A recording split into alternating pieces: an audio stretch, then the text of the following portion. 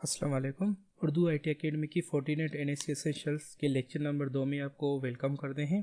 आज का हमारा लेक्चर है इंट्रोडक्शन टू फायरवॉल और आज के इस लेक्चर में हम इन टॉपिक्स को पढ़ेंगे। सबसे पहले हम देखेंगे कि फायरवॉल क्या है, उसका इंट्रोडक्शन देखेंगे, उसकी बेसिक डेफिनेशंस देखेंगे। फिर उसके बाद हम फायरवॉल के कुछ टाइप्स देखेंगे जो कि वेल नोन टाइप्स हैं फायरवॉल के। और उसके बाद हम फोर्टीनेट के NSE एसेंशियल्स प्रोग्राम के बारे में समझेंगे कि वो कौन कौन सी हमें सर्टिफिकेशन ऑफर करता है। फिर फायरवॉल के कुछ जनरल रिव्यूज़ पढ़ेंगे कि जो आपको सबसे पहले परचेजिंग करने से पहले फायरवॉल के फीचर्स देखने चाहिए कि उसमें क्या क्या फीचर्स अवेलेबल होने चाहिए जो कि आपके लिए इंपॉर्टेंट है, आपकी ऑर्गेनाइजेशन के लिए। और लास्ट में हम कुछ बेस्ट फायरवॉल्स भी डिस्कस करेंगे कि कौन से टॉप 5 बेस्ट फायरवॉल्स हैं। तो इंट्रोडक्शन टू फायरवॉल में हम सबसे पहले कुछ डेफिनेशंस हैं वो देखते हैं कि फायरवॉल हम कहते किसे हैं। In computing a firewall is a network security system that monitors and control incoming and outgoing network traffic based on pre determined security rules. Basically होता क्या है, एक सिक्योरिटी रूल हमें डिफाइन करना पड़ता है जो कि हमारे इंटरनल और एक्सटर्नल ट्रैफिक को मॉनिटर और कंट्रोल करने के लिए। A firewall typically establish a barrier between a trusted internal network and untrusted external network. तो ये फायरवॉल एज अ बैरियर का काम करती है हमारे ट्रस्टेड जो हमारा इंटरनल नेटवर्क कहलाता है और हमारे अनट्रस्टेड जो हमारा एक्सटर्नल नेटवर्क कहलाता है। तो बेसिकली इसको एक रियल लाइफ एग्जांपल पे हम समझने की कोशिश करते हैं। रियल लाइफ एग्जांपल आप एक मॉल का ले लो। जब भी आपको मॉल में इंटर होना होता है तो उस सबसे पहले आप क्या चीज़ क्रॉस करते हैं? एक बैरियर, एक मेटल डिटेक्टर होता है जिसमें आपको क्रॉस करना पड़ता है। और कभी कभार आपको एक गार्ड या जो भी अवेलेबल सिक्योरिटी पर्सन होता है वो आपको फिजिकली भी चेक करता है। तो बेसिकली इन सब चीज़ों का मकसद क्या होता है आपको चेक करने कि आप कोई ऐसी चीज़ अंदर ना लेके जा सके जो कि प्रोहिबिटेड है या जो कि डेंजरस है इस मॉल के एंट्री के लिए। तो इसी तरह से फायरवॉल भी एज हमारा सिक्योरिटी बैरियर की तरह काम करता है बिटवीन द इंटरनल और external traffic of the company networks. तो firewall can be software, hardware और कॉम्बिनेशन ऑफ बोथ। तो फायरवॉल हमारी सॉफ्टवेयर बेस्ड भी हो सकती है, हार्डवेयर बेस्ड भी हो सकती है या इन दोनों का कॉम्बिनेशन भी हो सकती है। तो सॉफ्टवेयर फायरवॉल्स आपने देखी होंगी, जैसे हम माइक्रोसॉफ्ट का विंडोज़ फायरवॉल वगैरह यूज़ करते हैं तो वो हमारी सॉफ्टवेयर की फायरवॉल की तरह ही काम करती है। अदरवाइज आप एंटीवायरसेस देख लो जो कि जिनमें भी हमारे फायरवॉल के फीचर्स अवेलेबल होते हैं। और कुछ स्पेशलाइज हार्डवेयर्स भी आते हैं जिनमें उनका ऑलरेडी पूरा ऑपरेटिंग सिस्टम वगैरह अवेलेबल होता है। या तो इन दोनों का कॉम्बिनेशन भी आपकी फायरवॉल्स में हो सकता है। और अब आ जाते हैं कि फायरवॉल ISI मॉडल्स के कौन से लेयर्स पे काम करता है। जो जनरल हमारे बेसिक फायरवॉल्स होती थी जो पहले इतनी स्ट्रॉन्ग नहीं थी, वो हमारी सिर्फ और सिर्फ 3 और 4 लेयर तक एबिलिटी रखती थी कि पैकेट्स को डिटेक्ट कर पाएँ, एवेल्यूएट कर पाएँ। अब firewall generally works at layer 3 and 4 of the OSI model. Layer 3 is the network layer where IP works. आप सबको पता है कि हमारे लेयर 3 पे IP स्कीम्स का वर्क फ्लो होता है जो कि प्रोटोकॉल यूज होता है। और layer 4 is the transport layer where TCP and UDP function. TCP and UDP वहाँ के प्रोटोकॉल्स हैं जो कि ट्रांसपोर्ट लेयर पे वर्क करते हैं। तो बेसिकली जनरल फायरवॉल इस लेयर तक डिटेक्ट कर सकती थी हमारी ट्रैफिक को। बट आजकल के दौर में जो आजकल की एडवांस टेक्नोलॉजी है जिसको हम नेक्स्ट जनरेशन फायरवॉल्स भी कहते हैं, तो उनमें ये सलाहियत होती है कि वो लेयर 7 तक एप्लीकेशन लेयर तक पैकेट्स को डिटेक्ट कर पाएँ। और ये कुछ हमारे टाइप्स ऑफ फायरवॉल्स होते हैं, जैसे पैकेट फिल्टरिंग फायरवॉल्स भी आते हैं, एप्लीकेशन लेवल गेटवेज आते हैं जिनको हम प्रॉक्सी फायरवॉल्स भी कहते हैं, या फिर हमारी नेक्स्ट जनरेशन फायरवॉल्स हो गई, सॉफ्टवेयर फायरवॉल्स हो गई, हार्डवेयर फायरवॉल्स हो गई। ये डिफरेंट टाइप ऑफ फायरवॉल्स है। इसके अलावा भी कुछ टाइप ऑफ फायरवॉल्स होती है पर उनका मेन मकसद, मेन काम जो होता है वो यही होता है कि हमारे इंटरनल नेटवर्क और एक्सटर्नल नेटवर्क के बीच में एक बैरियर बनाना। और प्री डिफाइंड रूल्स होते हैं जो कि उन रूल्स के मुताबिक वो ट्रैफिक का इनफ्लो और आउटफ्लो चेक करता है और उनको ब्लॉक या अलो करता है। ये एक पिक्चर से आपको और आइडिया लग जाएगा। ये बेसिकली हमारे इंटरनल नेटवर्क में हमारे एडमिनिस्ट्रेटर्स बैठे हुए हैं या एक हमारा ऑर्गेनाइजेशन है, और बाहर से इंटरनेट की दुनिया से हमारे पास वॉर्म्स भी आते हैं, ट्रोजन भी आते हैं, वायरसेस भी आते हैं, डेटा आता है या जो हमारी वेबसाइट्स होती हैं। और बीच में एक ये दीवार, तो इस दीवार का बेसिकली काम क्या है, ये फायरवॉल की तरह काम करता है। तो इस दीवार से जो चीज़ हमें अलो करवानी है वो हमारी ट्रस्टेड ट्रैफिक होगा, और जो हमें ब्लॉक करना है जैसे कि हमारे ट्रोजन्स हो गए, वायरस हो गए, वो वहीं ब्लॉक हो जाएंगे। ये कुछ टाइप ऑफ फायरवॉल्स की डेफिनेशंस मैंने यहाँ पे आपकी नॉलेज के लिए रखी हैं। जैसे एक पैकेट फिल्टरिंग फायरवॉल किसे कहा जाता है? Packet filtering is a firewall technique use to control network access by monitoring outgoing and incoming packets and allowing them to pass और hold based on the source and destination internet protocols, addresses and ports. तो basically हमारे जो basic routers होते हैं वो ये काम करते हैं, जिसको हम एक्सेस कंट्रोल लिस्ट लगा के भी एज ए यूज करते हैं। तो वो करते क्या है, जस्ट हमारे सोर्स आईपी और डेस्टिनेशन आईपी को देखते हुए हमारे ट्रैफिक को अलो एक्सेस या डिनाई कर सकते हैं। तो ये बेसिक टाइप ऑफ फायरवॉल जो यूज होता है वो पैकेट फिल्टरिंग फायरवॉल्स कहलाती हैं। फिर उसके बाद प्रॉक्सी फायरवॉल्स हो गई, जो कि एज ए गेटवे फायरवॉल भी यूज होती हैं। Proxy firewall is a network security system that protects network resources by filtering message at the application layer. A proxy firewall may also be called an application firewall or gateway firewall. तो ये जो proxy firewalls होती हैं उनके different type of name भी use करते हैं हम, जैसे application firewall और gateway firewall। basically application firewall हम इसलिए कहते हैं क्योंकि इस firewall में हमारा जो पैकेट है, जो हमारा ट्रैफिक है, वो एप्लीकेशन लेयर तक डिटेक्ट होता है और उसके बुनियाद पर ही उसको अलो या डिनाई किया जाता है। और लास्ट में जो हमारी जो अभी की दौर में, जदीद दौर में जो अभी फायरवॉल्स का वर्कआउट हो रहा है, वो सबसे नेक्स्ट जनरेशन फायरवॉल्स जिनको कहा जाता है वो यूज़ हो रही हैं।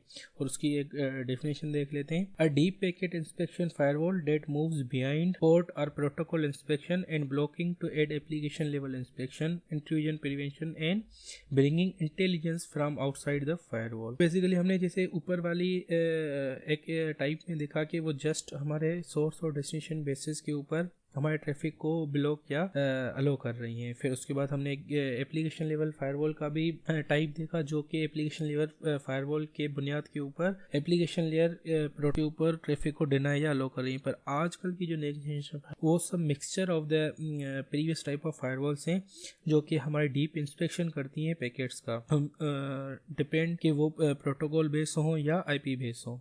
फिर उसके बाद उसमें special level of application level inspection भी वो करते हैं, जिसमें इंट्रूजन प्रिवेंशन हो गई या कुछ स्पेशल टाइप ऑफ स्पेशल तरह की इंस्पेक्शन भी करती हैं पैकेट्स की, जिसके बुनियाद के ऊपर वो डिसीजन लेती हैं कि ये पैकेट हमारे इंटरनल नेटवर्क के लिए कोई डेंजरस तो नहीं है। तो फोर्टिनेट जो हमें नेक्स्ट जनरेशन फायरवॉल दे रहा है उसमें ये सारे फीचर्स वो कवर करता है, जैसा कि आपका VPN हो गए या एप्लीकेशन लेवल की कंट्रोलिंग हो गई, इंट्रूजन प्रिवेंशन की हो गई, या कोई एंटीवायरस उसमें चेक करता है कोई एंटीवायरस के अटैक्स तो नहीं है, कोई वॉर्म्स तो नहीं है। फिर उसके अलावा जो हमारे बेसिक पैकेट फिल्टरिंग होती है वो भी करता है, सैंड बॉक्सिंग भी करता है, हम सैंड बॉक्सिंग को आगे भी देखेंगे।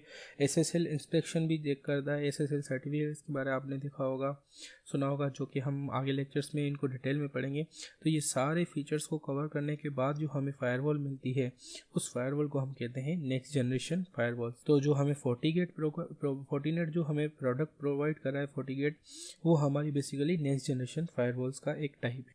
अब आ जाते हैं हम देख के फोर्टिनेट का जो ये NSE प्रोग्राम है, नेटवर्क सिक्योरिटी एक्सपर्ट, इसमें हमें कितने लेवल के सर्टिफिकेशन मिलती हैं। तो NSE प्रोग्राम में हमारी टोटल 8 लेवल सर्टिफिकेशन है, 8 सर्टिफिकेट, उनके 8 एग्ज़ाम्स हैं। तो सबसे पहला जो हमारा प्रोग्राम है NSE 1 to NSE 3, ये बेसिकली क्विज़ेस के ऊपर डिपेंड करता है और ये प्रोग्राम आपको उनके NSE इंस्टीट्यूट के पोर्टल पे मिल जाएंगे। ये रेफरेंस के लिए मैंने नीचे 2 URL भी दे दी हैं, आप इनको रेफ़र कर सकें। और उसके अलावा जो NSE 4 to 8 हैं वो आप जिसे थर्ड पार्टी वेंडर्स होते हैं पियर्सन VUE के, वहाँ पर जाके आपको देने पड़ते हैं। और NSE 8 के लिए आपको एक रिटन एग्ज़ाम भी देना पड़ता है और एक प्रैक्टिकल एग्ज़ाम भी देना पड़ता है। तो इन दोनों को कवर करने के बाद आपको NSE 8 के लिए सर्टिफिकेट प्रोवाइड होता है। और ये ज़रूरी है कि ये आप जान लो कि NSE सर्टिफिकेशन जो भी होगी वो आपकी 2 इयर्स के लिए वैलिडेट होगी। तो ये मैंने उनकी वेबसाइट से ही लिया है कि कौन से सर्टिफिकेशन में आपको क्या चीज़ मिलती है। तो देख लेते हैं। NSE 1 कोर्स में आपको जस्ट द थ्रेड लैंडस्केप मिलेगा। थ्रेड लैंडस्केप मतलब कि फोर्टिनेट में क्या क्या प्रोडक्ट्स हैं या उनकी बेसिक टाइप के बारे में, फंक्शनलिटी के बारे में आपको डिटेल में थोड़ा बहुत लेसन्स होंगे। फिर उसके बाद NAC2 प्रोग्राम में उनकी इवोल्यूशन साइबर सिक्योरिटी के बारे में जो भी प्रोडक्ट्स होंगी उनके बारे में प्रोवाइड होगा, डिटेल्स होंगी।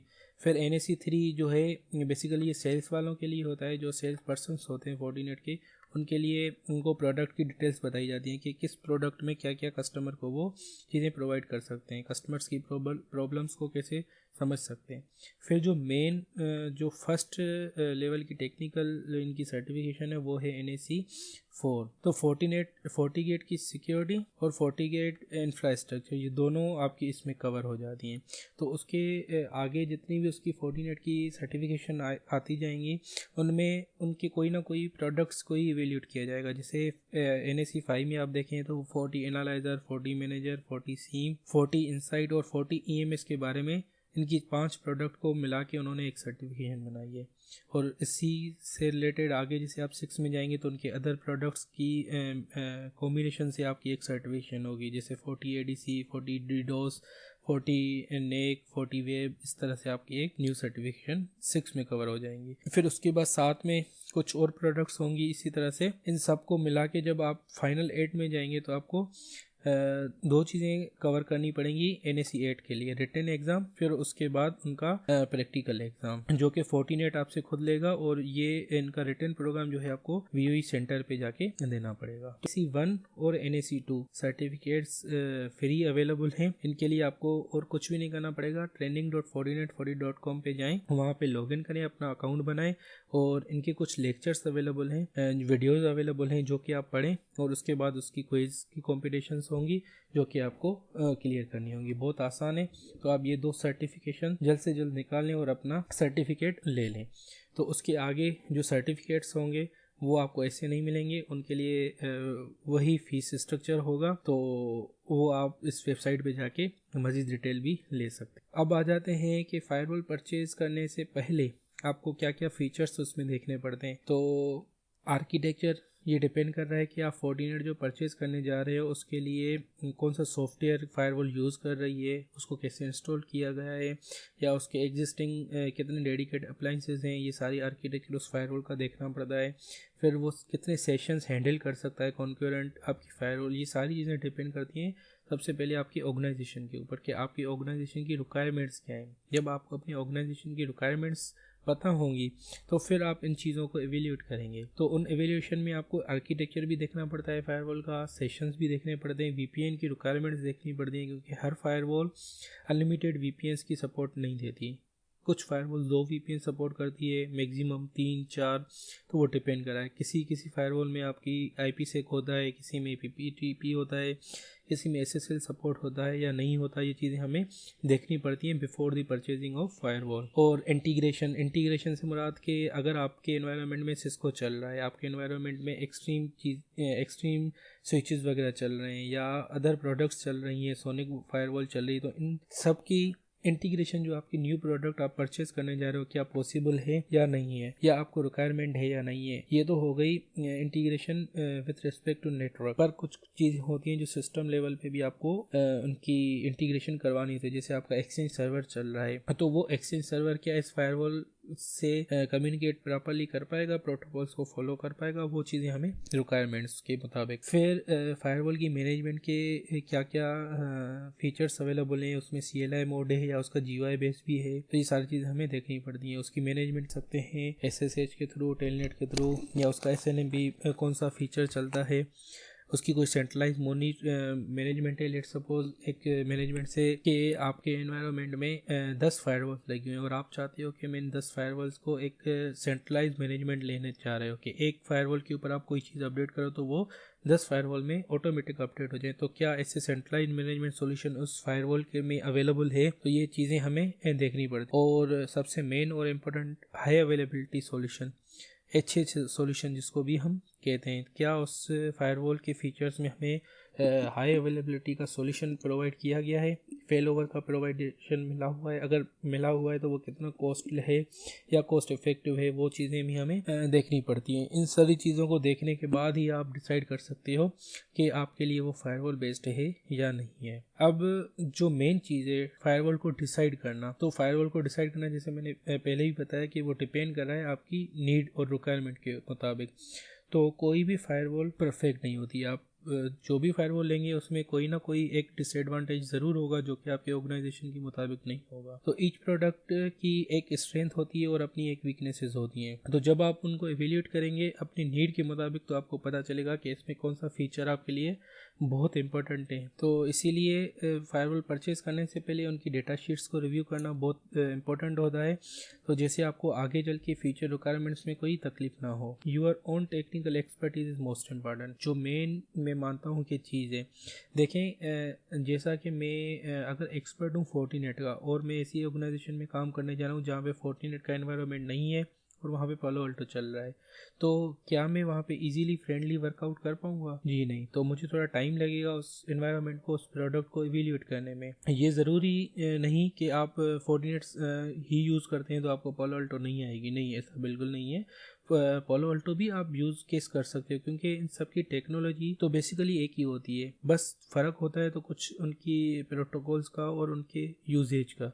तो वो अगर आपको मेन नॉलेज है तो आप हर फायरवॉल यूज़ कर सकते हैं। तो सबसे पहले जब भी कोई ऑर्गेनाइजेशन कोई चीज़ परचेज करने जाती है तो उसके IT पर्सन की टेक्निकलिटीज़ को देखती है। और अब आ जाते हैं जो हमारी कुछ बेस्ट फायरवॉल्स जो आजकल यूज़ हो रही हैं, उनमें फोर्टीगेट और पालो अल्टो इस वक्त सबसे आगे जा रही हैं। बाकी सिस्को ऐसे हो गया, चेक ये है फोर्टीनेट, और पालो अल्टो, सिस्को ऐसे, चेक पॉइंट और सोनिक वाल, ये सारी टाइप ऑफ फायरवॉल्स हैं जो कि इस वक्त बेस्ट चल रही है मार्केट में। फोर्टिनेट बहुत पॉपुलरली पाकिस्तान को कवर कर रहा है और पालो अल्टो अभी रिसेंटली पाकिस्तान में इन हुआ है, पर फ्यूचर बहुत आगे जाएगा पालो अल्टो का भी।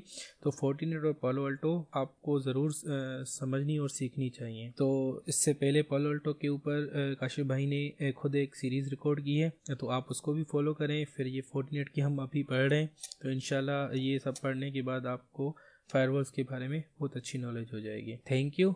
और इस लेक्चर के आप हमें फॉलो कर सकते हैं उर्दू IT के फेसबुक पेज पे। कोई आपका सवाल हो, बहुत शुक्रिया। मिलते हैं अपने नेक्स्ट लेक्चर में, तब तक के लिए हाफिज़।